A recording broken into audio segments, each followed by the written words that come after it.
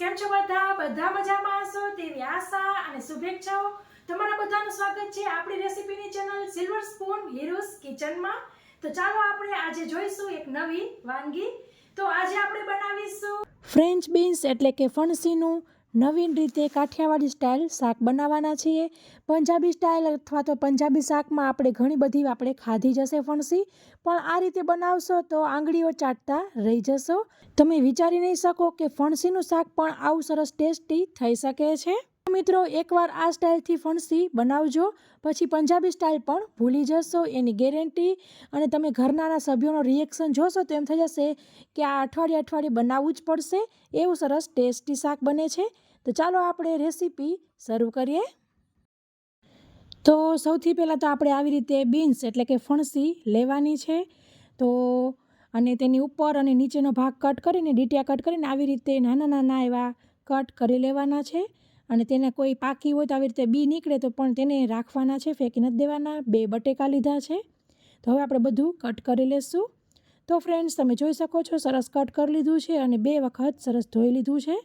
આવી રીતે નાના નાના ટુકડા કરવાના છે।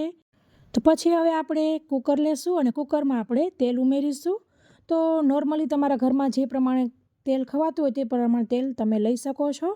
પછી આપણે 10 થી 12 કળી લસણની ખાંડણીમાં લેશું અને થોડા કોથમીર લેવાના છે, તેને પણ આપણે આવી રીતે કટ કરીને લઈ લેશું। તમે કોથમીરની સાથે દાંડલા હોય તો પણ તમે ઉમેરી શકો છો। 1 ડાળખી લીમડાના પાન ઉમેરવા બિલકુલ ઓપ્શનલ છે, પણ તમે ઉમેરશો તો બહુ જ સરસ સ્વાદ આવશે। મારે કહેવા પ્રમાણે તમે એક વખત જરૂરથી ઉમેરીને એક વખત આવી રીતે શાક બનાવજો, બહુ જ સરસ લાગશે। લાલ મરચું ઉમેરીશું આપણે અને થોડુંક એવું મીઠું ઉમેરીશું। લાલ મરચું મેં 1 ટેબલ સ્પૂન લીધેલું છે। હવે આપણે બધું ખાંડી લેશું। તો ત્યાં સુધીમાં તેલ પણ આપણે ગરમ થઈ ગયું છે। તો હવે આપણે તેની અંદર ઉમેરીશું 1 ટીસ્પૂન રાઈને આપણે સરસ તતડવા દેવાની છે આવી રીતે। 1 ટીસ્પૂન જીરું, થોડીક એવી હિંગ ઉમેરીશું અને પછી જે આપણે વાટેલું લસણ મરચું હતું તેને આપણે ઉમેરી દેવાનું છે અને સરસ મિક્સ કરી લેશું। પછી આપણે તેની અંદર 1 મીડિયમ એવું ટમેટાને સમારીને રાખેલું હતું તો તે ઉમેરી લેશું અને સરસ મિક્સ કરી લેવાનું છે। પછી આપણે તેની અંદર ઉમેરીશું ધોયેલા બીન્સ અને બટેકા, તો તે પણ ઉમેરી દીધા છે અને હવે મિક્સ કરી લેશું। જ્યારે પણ તમે લસણ મરચું વઘાર કરો ત્યારે ગેસની ફ્લેમ ધીમી કરી લેવી। તો હવે બધુંય સરસ મિક્સ કરી લીધું છે, મસાલા કરી લેશું। તો 1/2 ટીસ્પૂન હળદર ઉમેરીશું, પાછું લાલ મરચું ઉમેરી રહી છું 1 ટીસ્પૂન, આ બીજી ટીસ્પૂન, તમારા ઘરમાં સ્વાદ પ્રમાણે લેવું। અહીં મારું મોરું છે એટલે હું વધારે લઈ રહી છું। 3 ટીસ્પૂન ધાણા જીરું લેશું, સ્વાદ મુજબ મીઠું ઉમેરવું અને બધુંય મિક્સ કરી લેશું।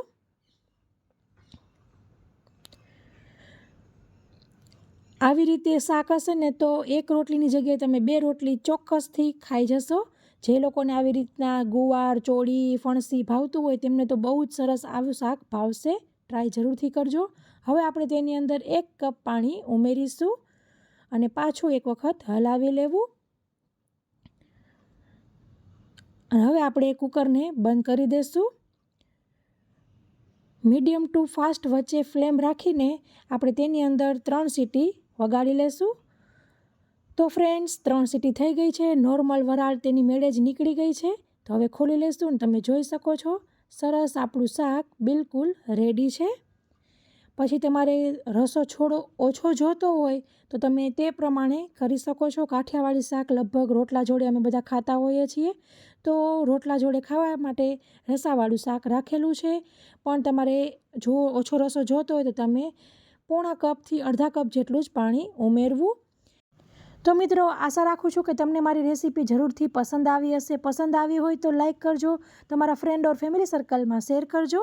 તો આ રેસીપીમાં આટલું જ, ફરી મળીશું એક નવી રેસીપી સાથે। ત્યાં સુધી આવજો, થેન્ક યુ, બાય, જય શ્રી કૃષ્ણ।